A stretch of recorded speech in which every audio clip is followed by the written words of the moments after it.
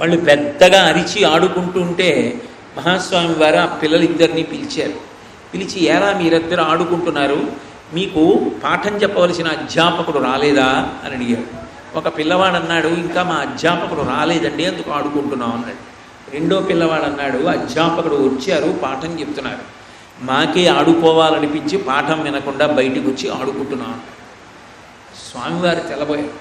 దేవుడు నా దగ్గరికే వచ్చి ఇద్దరు పిల్లలు చెప్తున్నారు, ఏది ఇందులో నిజం అని వాళ్ళిద్దరిని కూర్చోండి అన్నారు.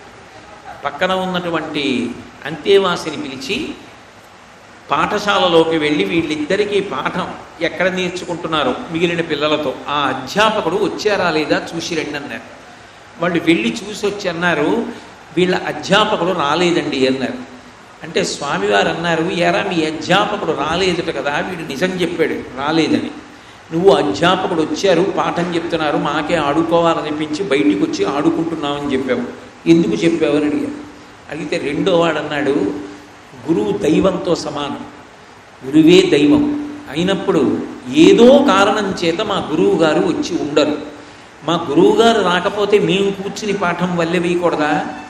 నేను ఆడుకున్నందుకు మా గురువు గారి కీర్తి తగ్గిపోయేటట్టుగా మీ దగ్గర మా గురువుగారు రాలేదని చెప్పడం కన్నా మా గురువుగారు వచ్చారు, మేమే ఆడుకుంటున్నామని నా మీద నింద వేసుకోవడానికి సిద్ధపడ్డాను తప్ప నా గురువుకి వ్యతిరేకంగా చెప్పడానికి నాకు నోరు రాలేదని.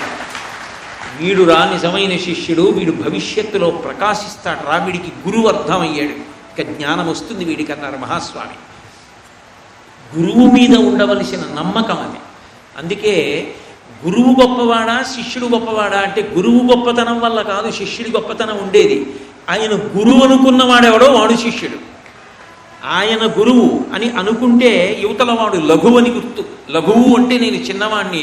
అలా అయితే సాక్షాత్ భగవంతుని యొక్క అవతారం దత్తాత్రేయ స్వామి వారు, 3 మూర్తుల యొక్క సమాహార స్వరూపం. అటువంటి వారికి 24 మంది గురువులు ఉన్నారు. అందులో ఒక వేశ్య కూడా ఉంది. అప్పుడు వేశ్య ఎంత జ్ఞానం కలిగిందని దత్తాత్రేయుల వారిని ఉద్ధరించింది అని అడగవలసిన ప్రశ్న వస్తుంది. కాదు, గురువు అంటే గురి. మా గురువు గారు దైవం అంతే, మా గురువు గారు ఏది చెప్పారో నేను అదే పాటిస్తాను. ఇప్పుడు గురువు గారికి ఎంత తెలుసు కాదు, గురువుని నమ్మిన శిష్యుడు గురువుని నమ్మినందుకు ఉద్ధరింపబడతాడు. అసలు ఉండవలసిన మొదటి నమ్మకం దేని వలన అంటే గురువు గారి మీద ఉండాలి. నాకు జీవితంలో గురువుని అనుగమించడం కన్నా గురువు మాట వినడం కన్నా గొప్పది ఇంకొకటి లేదు. నేను ఎంత వాడనో పక్కన పెట్టేసేయండి, అవన్నీ మిగిలిన సందర్భాల్లో గురువు గారి దగ్గర నిలబడినప్పుడు కింకరుణ్ణి. అందుకే విశ్వామిత్రుడు పిలిస్తే రామలక్ష్మణులు వెళ్ళారు. అప్పుడే ఆ మారీచుణ్ణి మానవాస్త్రంతో కొట్టాడు, ఆ తాటకని సుబాహుణ్ణి చంపాడు. అయినా విశ్వామిత్రుడి దగ్గరికి వెళ్ళినప్పుడు చేతులు కట్టుకుని తల వంచుకుని అన్నాడు, ఇమౌస్మ మునిషార్దూల కింకరౌ సముపస్థితౌ ఆజ్ఞాపయి యథేష్టం వై శాసనం కరవామకిం అన్నాడు. మీరు శాసించండి హే బ్రహ్మన్ గురుదేవ. అందుకే చాలా చోట్ల రామాయణంలో ఎక్కడ గురువుగారు విశ్వామిత్ర అంటూ హే బ్రహ్మన్ అంటూ ఉంటాడు. నడిచి విడుతున్నటువంటి త్రిమూర్త్యాత్మక స్వరూపమా, ఓ గురువా, ఓ పరబ్రహ్మమా, నా కంటి ముందు నడిచి విడుతున్నటువంటి కర్ణచరణాదులతో కూడుకున్నటువంటి పరతత్వమా, మీ ముందు వచ్చినప్పుడు నేను కింకరుణ్ణి, మీకు పక్కకి వెళ్ళినప్పుడు రాజకుమారుణ్ణేమో, అవన్నీ వదిలిపెట్టండి, అవి మీరిచ్చిన అనుగ్రహం తప్ప నేను మీ దగ్గర ఉన్నప్పుడు మాత్రం మీ కింకరుణ్ణి. మీ కింకరుడిగా నా కర్తవ్యం ఏమిటో తెలుసా? మీరు ఏది ఆజ్ఞాపిస్తే అది చేయడం.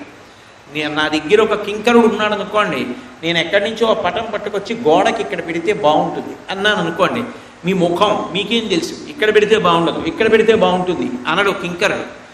ఆయనకి ఇక్కడ పెడితే బాగుంది అంతే. వాడు బల్ల వేసుకుని పైకి ఎక్కి ఆ పటాన్ని అక్కడ కొట్టి అయ్యగారు బాగానే కొట్టారా అని అడుగుతాడు. ఒరే బాగుందిరా అంటే వెళ్ళిపోతాడు. వాడికి